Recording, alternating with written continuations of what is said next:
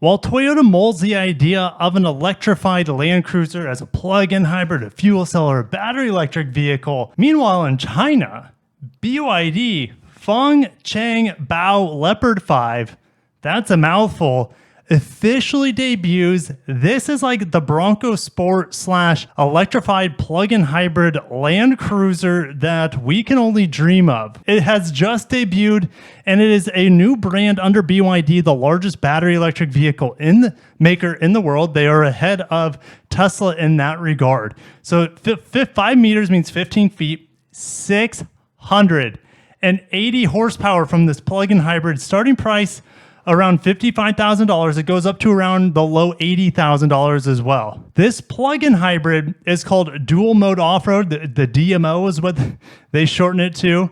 It's hitting the market this year, and it will be coming out by the end of the year. That's how fast these Chinese automakers move. The Fengcheng Bao's model lineup will comprise 2 more vehicles called the Leopard 3, which I don't think we have images of yet, as well as the Leopard 8. And this looks a lot like the Heritage Blue that we just got on the Land Cruiser J250 for America. Okay, let's check out the similarities here. Obviously, the Chinese, I'll just call it the Leopard 5 because it's a mouthful for me to say the rest. It has a ton of similarities. Now, the window line is much simpler here. Not saying it's bad. It looks really good. It looks very Defenderish, especially with this little plastic piece that separates the rear window. We have roof rails on it, and look what they did. This is like a page out of the old RAV4's book by putting a tire on the back, and that's what a lot of people wish that the J250 had, is that cool tire accessory on the back. Now, we also have these angled wheel arches that are so similar between these two models, and the lines here are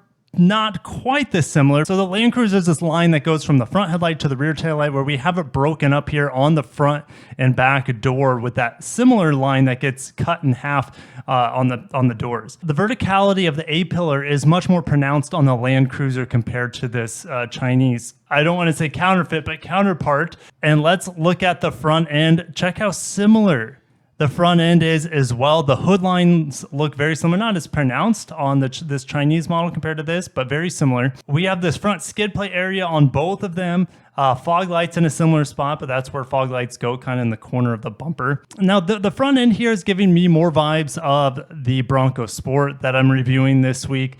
The lights definitely look a lot better and cleaner here on the J250 than the Leopard 5. Front end to front end, the Land Cruiser looks to be quite a bit wider here. And while I like the top end of the grille a lot better than this Chinese model, I like what this Bao has done on the bottom portion of the bumper. If I can mix the Toyota top half with the bottom half of what we have on this vehicle, I think it would look pretty good. All right, looking at the back, yes, on the older Land Cruiser, we have that tire on the back. We are not getting it on the J250, but look at the similarity with these taillights.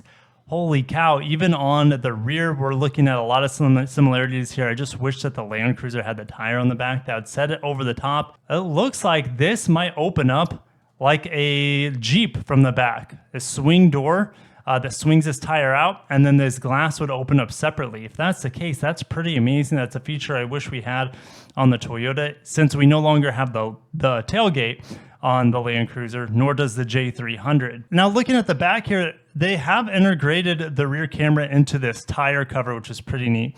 And then again, this swings out like a fridge, like the old 150 Prado. But the Prado, it was always just one big piece here. I'm not sure, 100% sure if this tire and bottom portion swing out independently of the glass like a Jeep. I would hope so. That'd be pretty awesome. Just a couple more pictures here. I mean, at first glance, if I saw this, I'd be like, oh, it's a J250 with a tire in the back, but it's definitely not.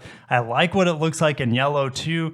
Looks pretty good. And then we get into the design of the platform here. So this DMO platform, they have a big e-axle in the back. We have a plug-in hybrid battery right here. It has about 50 miles of range once you convert it to miles and our EPA cycle. And it's about, and I'm just estimating here, but it's about 500 miles of hybrid range once you're fully plugged in and topped off on the battery, as well as the gas tank. So we have a small 1.5 liter. It looks like a 4-cylinder up here. Actually might be turbocharged. Looks like we have a turbo off the side, but I could be wrong. but it looks like a turbo 1.5 liter.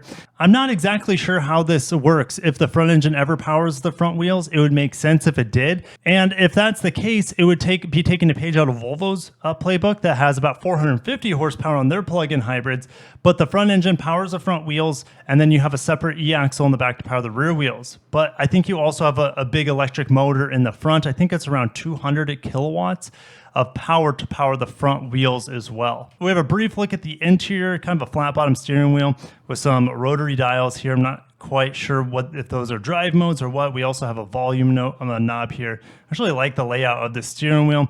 Lots of different switch gear here for your safety features, off-road features. You have drive select right here, a couple wireless phone chargers as well. Two massive screens. You see this big clump of screen here, and then another digital screen behind the steering wheel. We also have a huge panel head-up display that is going to, I don't know if we have anything quite like in the United States. I like the design of these seats as well. They look pretty comfortable and rugged all at the same time.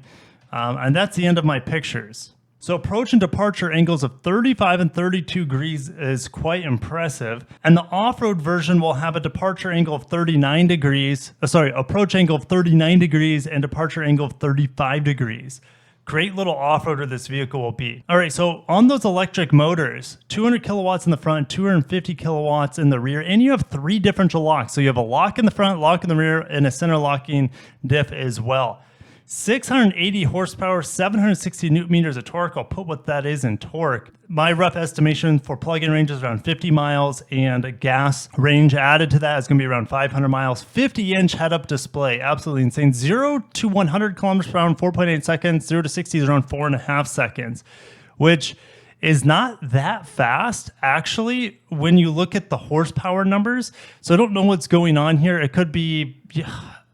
maybe these are peak numbers instead of sustained numbers, because 680 horsepower should get this to 60 mile or 100 kilometers per hour faster than 4.8 seconds, because the Volvo XC90 and XC60 and S60 plug-in hybrids with only 450 or so horsepower, those do 0 to 60 in the same time. So 4.5 seconds. So not quite sure why it's so much slower, but it wouldn't be the first time a Chinese company has overinflated their numbers. Now, this other model is called the Super 8. It's more of like, I would say, a Range Rover sort of beautiful, more sculpted on-road brawny vehicle. All right, what do you guys think about this logo? We kind of have 4 diamonds that are interconnected. It almost looks like a frequency pulse of some sort. So maybe that's what they're going for there on the Super 8.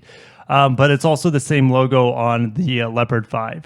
Massive wheels here. You can see it has a ton of potential suspension travel here as well. It looks like the wheels and tires, or at least the wheels anyways, look just a little bit too big for this vehicle with this massive amount of space in between. But yeah, I'm not a big fan of this design, to be honest, of the Super 8, even though it has a tire on the back, but it looks like...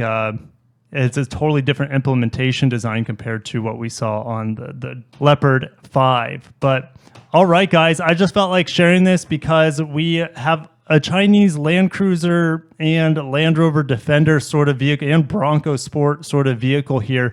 It's ticking a lot of the boxes that I really enjoy in terms of this boxy off-roader sort of SUV with insane amounts of power, plug-in hybrid range, which is pretty cool, and insane approach and departure angles, triple lockers, and an attractive price tag, but it's not ever going to come to America.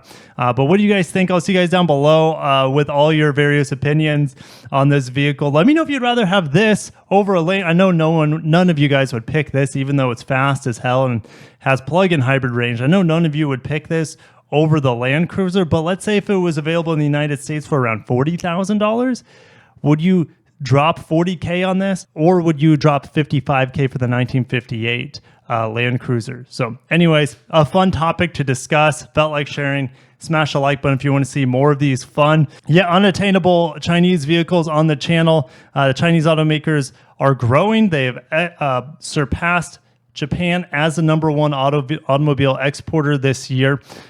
Very low prices on their vehicles. Build quality and safety quality is a bit suspect on a lot of these models, but that might be a topic for another video altogether. Have to cut myself off. Have a great day. Take care of yourselves and peace.